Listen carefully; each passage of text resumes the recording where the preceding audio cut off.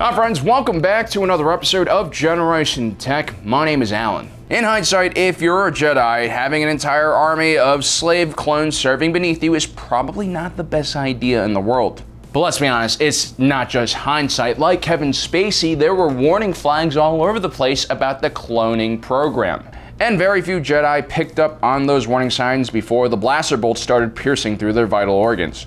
It probably says a lot about the top-down hierarchy of the Jedi Order, the trust the Jedi had in the Order, and the prevalent groupthink, which ultimately dooms any organization. Anyway, here are 5 glaring signs that there was something off about the clone army that any normal person would have spotted.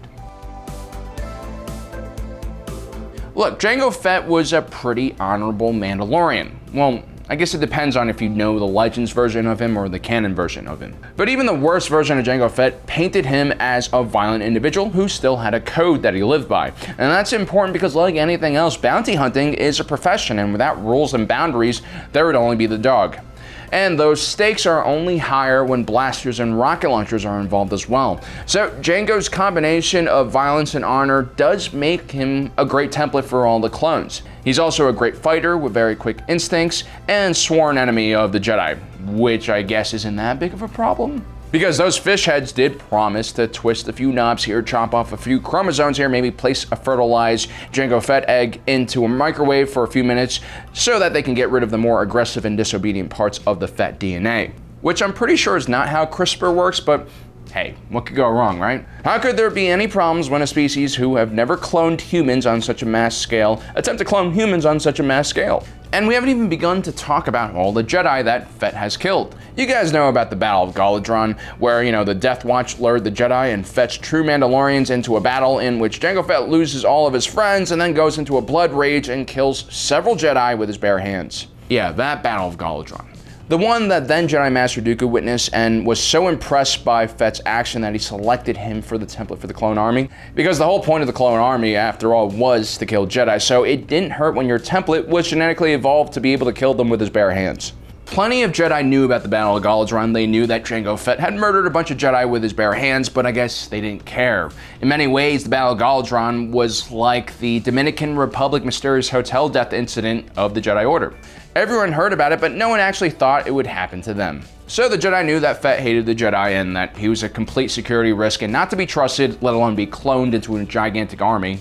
But hey, the Republic was unprepared for war, and the separatists appeared out of nowhere with that giant army when the Battle of Geonosis started. Still, you would think that some of the Jedi would have been shocked to find that this new Grand Army of the Republic, salvation of the free worlds, was made up of thousands of copies of the one man who hates the Jedi the most.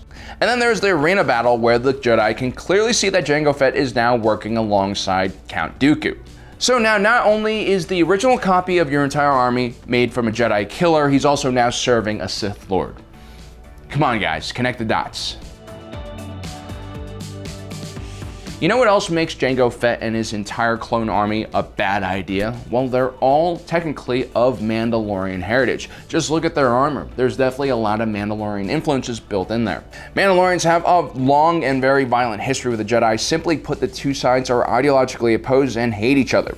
Since the earliest days of the galaxy, the Mandalorians, despite being a relatively small group of people, were extremely successful at raiding and taking over neighboring planets. The Mandalorians as a people are basically what would happen if you mixed a Predator with a Viking with a Hun and Tom Cruise. Terrifying, unstoppable, probably responsible for a few genocides, and not someone you'd want to invite into your house, and also the bane of all polite society and civilization.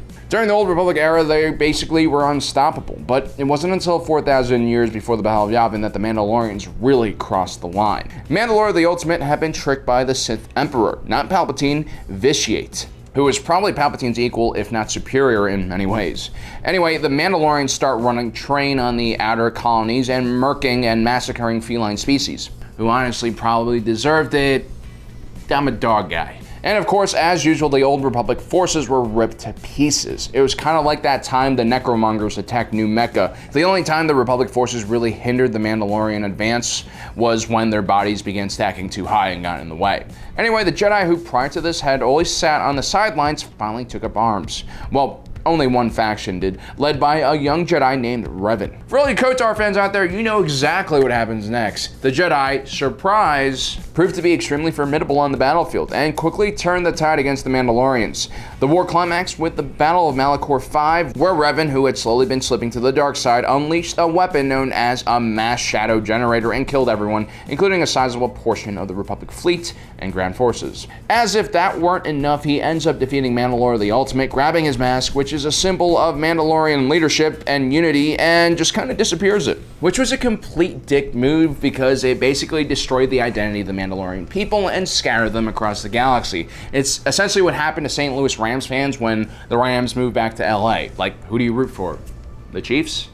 Well, most Mandalorians would go on to become mercenaries with no allegiance to anyone and root for Tom Brady and the Pats to crush the LA Rams in Super Bowl 53.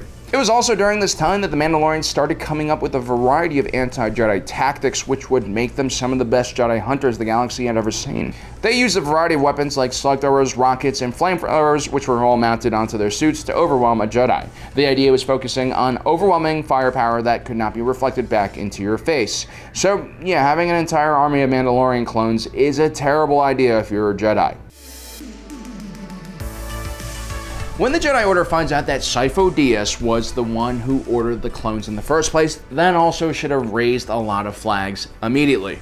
Master Sifo-Dyas was a relatively unorthodox Jedi, known for bending the rules and occasionally having terrifying visions of death and destruction. We're not really sure where these visions came from. They could be organic, but then again, the guy has a beard chin strap without a mustache and a man bun. So it's just as likely that he was running around Felucia's magical forest licking mushrooms and local wildlife. Someone has to figure out what's safe to lick, right? But then again, if you were able to see into the future of the Force as a Jedi, I'm sure Order 66 and the Clone Wars would darken the future just a little bit. Or it could have been Darth Plagueis or even Sidious impregnating Sifo-Dyas' mind with terrible nightmares. The thing is, Sifo-Dyas' visions were so bad that oftentimes he would collapse onto the ground, start rolling around and speaking in tongues. More than a few Jedi in the Order thought that he was under the influence of some Dark Lord or Kevin Spacey or something straight up out of The Exorcist. Then there's his relatively sketchy death at the hands of the Pike Syndicate.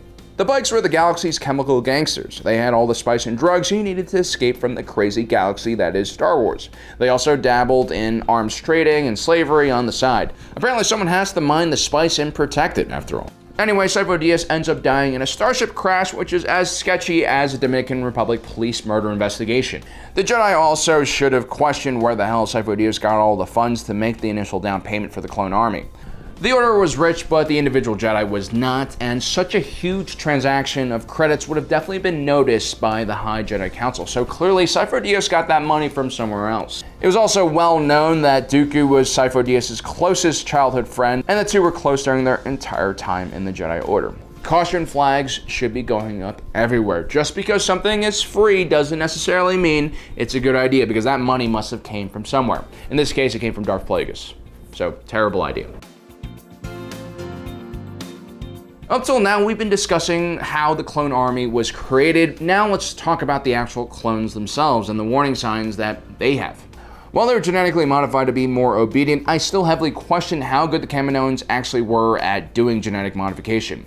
I have a suspicion that, like Apple, the Kaminoans are all about form over function. Just look at their white, minimalistic, and soulless interiors of their cities, along with their unnecessarily cool and modern-looking chairs.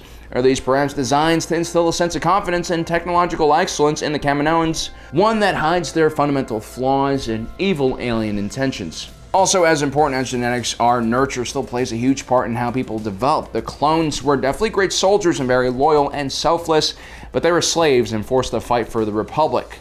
And they weren't all that stupid, so they realized what was going on. So it comes to no surprise that some clones would go on to betray the Republic in exchange for freedom or monetary gain, as in the case with Sergeant Slick. There was also Cutler Quain, a deserter who just wanted to get away from the war and start his own family. Pretty reasonable request. At the least, the Jedi should have realized that they were involved in a very unholy kind of partnership with these slave-like soldiers, and that something bad would eventually happen once these clones got tired of becoming slaves. But again, this whole aspect of the clone army went right over their heads. When Clone Trooper Tubbs murdered Jedi General Tiplar, the Grand Army of the Republic and the Jedi Order was alarmed. Eyewitnesses say that Tubb had been acting strangely that day and was almost in a trance-like state before and after murdering General Tiplar. For those who knew Tup before the incident, he was a good soldier and had not shown any animosity against the Jedi. Now, there are plenty of weird technologies and force abilities in the Star Wars galaxy that can cause something like this to happen. The Jedi Order should definitely be familiar with a device known as a slicer dart. This was a device that was shot into a person's flesh and then used to control their actions. Oftentimes, the individual would be in a trance-like state, and even though they realized what was going on, they wouldn't be able to control their body's movements. It's terrifying. Slicer darts was one of the more useful ways to fight a Jedi and could even be used to turn them against each other. It was really one of the most dangerous things the Jedi Order had to deal with. Tup's actions were clearly very similar to some kind of brain-controlled device, and ARC Trooper 5's does eventually find a biochip implanted in Tup's head. Further research showed that all the clones had a biochip secretly implanted in their minds, and although 5's discovery is successfully squashed by the Kaminoans and Chancellor Palpatine, several Jedi and clones, including Shaak-Ti and Anakin Skywalker, are clued in about what is going on. Sure, they thought 5's was a bit nuts, especially after he was framed for an assassination attempt on the Chancellor, but they probably should have looked into his claim about the biochips. And it's not exactly that hard to look for. And Captain Rex and several other clones eventually do figure it out all on their own. If I were a Jedi and I knew there was a possibility that the clones I was leading into combat could shoot me in the back, I would definitely try to figure out what was going on. So if you look at all the factors, if the Jedi Order were more independent thinking and perhaps awake during the war, they probably would have realized that there was something wrong with the clones, and the few individuals that do see something wrong with the clones usually were snubbed out. So just goes to show you how important it is to think outside the box, don't fall into groupthink, think for yourself, rah, rah, rah, all that good stuff. Anyway, guys, I hope you enjoyed today's episode. Don't forget to subscribe, hit that notification button so you don't miss out on the rest of our awesome content. As usual, thanks for joining us today. If you're watching this, you are Generation Tech.